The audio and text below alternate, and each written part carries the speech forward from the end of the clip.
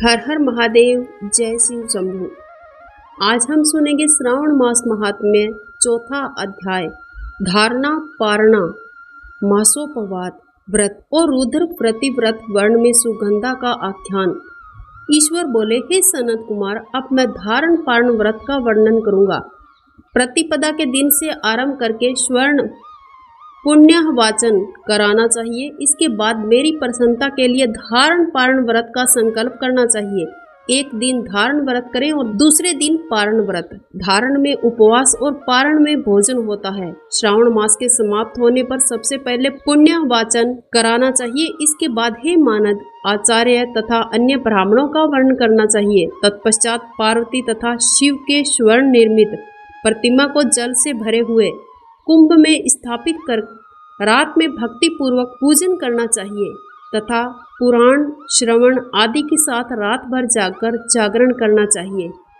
प्रातःकाल अग्नि स्थापन करके विधि पूर्वक होम करना चाहिए। त्र्यंबक इस मंत्र में तिल मिश्रित भात आहुति में डालने चाहिए। उसी प्रकार शिव गायत्री मंत्र घी मिश्रित भात आहुति में डालें और पुनः षडाक्षर मंत्र से खीर की आहुति प्रदान करें।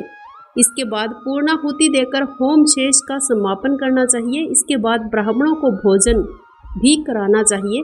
साथ ही आचार्य पूजा करनी चाहिए। हे महाभाग, इस आचार्य से उद्धापन संपन्न कर मनुष्य ब्रह्म हत्या आदि पापों से मुक्त हो जाता है, इसमें कोई संदेह नहीं है। अतः आप इस महाव्रत को अवश्य ही करें। हे मुने, अब श्रावण मास में उपवास की विधि को आदर पूर्वक सुनिए। प्रतिपदा के दिन प्रातःकाल इस व्रत का संकल्प करें। स्त्री हो या पुरुष, मन और इंद्रियों को नियंत्रित करके इस व्रत को करें। अमावस्या तिथि को लोक कल्याण करने वाले वृषध्वज महादेव जी की पूजा अर्चना षोडशोपचार से करें। तदंतर अपनी सामर्थ्य के अनुसार वस्त्र अलंकार आदि से ब्राह्मणों का पूजन करें, उन्हें भोजन कराएं, प्रणाम करें।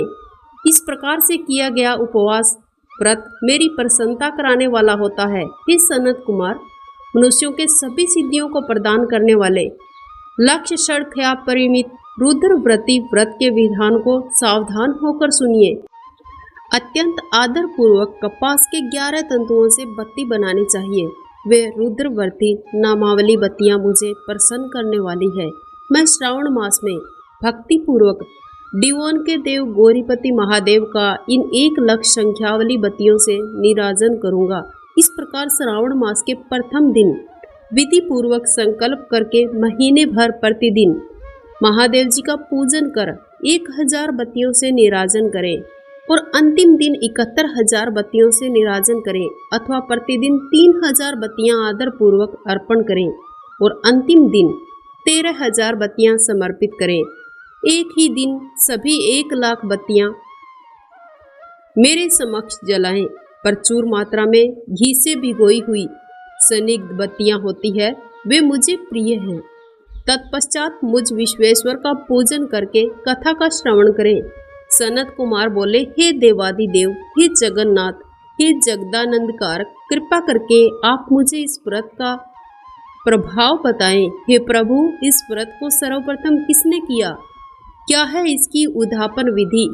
ईश्वर बोले, हे ब्रह्मपुत्र, व्रतों में उत्तम इस रुद्र व्रती के विषय में सावधान होकर सुनिए।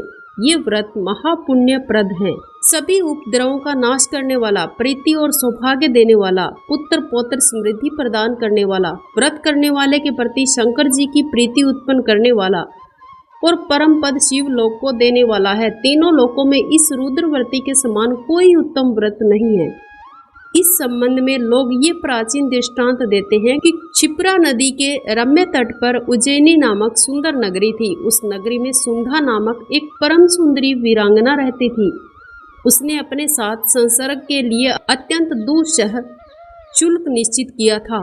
एक सुगंधा ने 100 स्वर्ण मुद्रा देकर संसर्ग की शर्त रखी थी। उस सुगंधा ने युवकों और ब्राह्मणों को भ्रष्ट किया था। उसने राजाओं को और राजकुमारों को नग्न करके उनके आभूषण आदि लेकर उनका बहुत ही तिरस्कार किया था। इस प्रकार उस सुगंधा ने बहुत सारे लोगों को लूटा, बहुत सारे लोगों को कष्ट दिया। उनके शरीर की सुगंध से कोस भर का स्थान सुगंधित रहता था।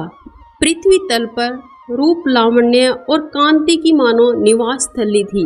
वह 6 रागों में और 36 रागनियों के गायन में तथा उनके अन्य बहुत से भेदों की क्रिया का गान भी अत्यंत कुशलता पूर्वक किया करती थी। नृत्य में रंभा आदि देवांगनाओं को भी तिरस्कृत कर दिया करती थी और अपने एक एक पग पर अपनी गति से हाथियों और हंसों का उपहास किया करती थी। किसी दिन वो सुगंधा कटाक्षों तथा भौहें चालान के द्वारा काम बाणों को छोड़ती हुई क्रीड़ा करने के विचार से क्षिप्रा नदी के तट पर गई। उसने ऋषियों के द्वारा सेवित मनोरम नदी को देखा। वहाँ कई विप्र ध्यान में लगे हुए थे तथा कई जप में लीन थे, कई शिवार्चन में रत थे तथा कई विष्णु पूजन में तल्लीन थे। हे महामुने, उसने उन ऋषियों के बीच विराजमान मुनि वशिष्ठ को भी देखा। उनके दर्शन और प्रभाव से उसकी बुद्धि धर्म में परिवर्तित हो गई। जीवन तथा विशेष रूप से विषयों से उसकी विरक्ति हो गई। वो अपना सिर झुकाकर बार बार मुनि को प्रणाम करके अपने पांवों की निवृत्ति के लिए मुनि श्रेष्ठ वशिष्ठ जी से कहने लगी। सुगंधा बोली, हे अनाथनाथ, हे विप्रेंद्र, हे सर्व विद्या विशारद, हे योगीश, मैंने बहुत से पाप किए हैं, अतः हे प्रभु, उन समस्त पापों का नाश करने के लिए मुझे कोई उपाय बताएं। ईश्वर बोले, हे सनत कुमार, उस सुगंधा के इस प्रकार से कहने पर वे दीन वत्सल मुनि विशिष्ट अपनी ज्ञान दृष्टि से उसके कर्मों को जानकर आदर पूर्वक कहने लगे। विशिष्ट बोले, तुम सावधान होकर सुनो। जिस पुण्य से तुम्हारे पाप का पूर्ण रूप से नाश हो जाएगा, वह सब मैं तुमसे कह रहा हूँ। भद्रे, तीनों लोकों में विख्यात वाराणसी में जाओ। वहां जाकर तीनों लोकों में दुर्लभ महान पुण्य देने वाले महादेव जी के लिए अत्यंत प्रीतिकर रुद्रव्रती नामक व्रत को उस क्षेत्र में जाकर करो। हे भद्रे, इस व्रत को करके तुम परम गति को पाओगी। तब उसने अपना धन लेकर सेवक और मित्र सहित काशी में जाकर विशिष्टि के द्वारा बताए गए विधान के अनुसार व्रत किया। इस व्रत के प्रभाव से वो शय शरीर उस शिवलिंग में विलीन हो गई। हे सनत कुमार, इस प्रकार जो स्त्री इस परम दुर्लभ व्रत को करती है, जिस अभीष्ट पदार्थ की इच्छा रखती है, उसे निसंदेह प्राप्त होता है। हे सुव्रत, अब आप माणिक्यवर्तियों का महात्म्य सुनिए। हे विपेंद्र, उन माणिक्यवर्तियों के व्रत से स्त्री मेरे अर्ध आसन की अधिकारिणी हो जाती है और महाप्रलय पर्यंत वह मेरे लिए प्रिय रहती है। अब मैं इस व्रत की संपूर्णता के लिए उद्यापन विधान बताऊंगा। चांदी की बनी हुई नंदीश्वर की मूर्ति पर आसीन स्वर्ण में भगवान शिव की पार्वती सहित प्रतिमा को कलश पर स्थापित करना चाहिए और विधि के साथ पूजन करके रात्रि जागरण भी कराना चाहिए। इसके बाद प्रातःकाल नदी में निर्मल जल से विधि पूर्वक स्नान करके 11 ब्राह्मणों सहित आचार्य का वर्ण करना चाहिए। इसके पश्चात रुद्र सूक्त से या गायत्री मंत्र से अथवा मूल मंत्र से घृत, खीर तथा बेलों पत्रों से होम करना चाहिए। इसके बाद पूर्णाहुति से होम करके आचार्य आदि की विधिवत पूजा करनी चाहिए। सपत्नी 11 उत्तम विप्रों को भोजन कराना चाहिए। हे सनत कुमार, जो स्त्री इस प्रकार से इस व्रत को करती है, वो समस्त पापों से मुक्त हो जाती है। तत्पश्चात विधान पूर्वक कथा सुनकर स्थापित की गई समस्त सामग्री ब्राह्मणों को दे देनी चाहिए। निश्चित रूप से 1000 अश्वमेध यज्ञों का फल प्राप्त होता है।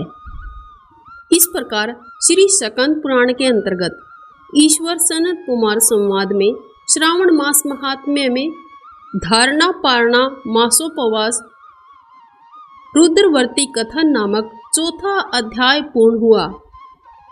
ओम नमः शिवाय। हर हर महादेव।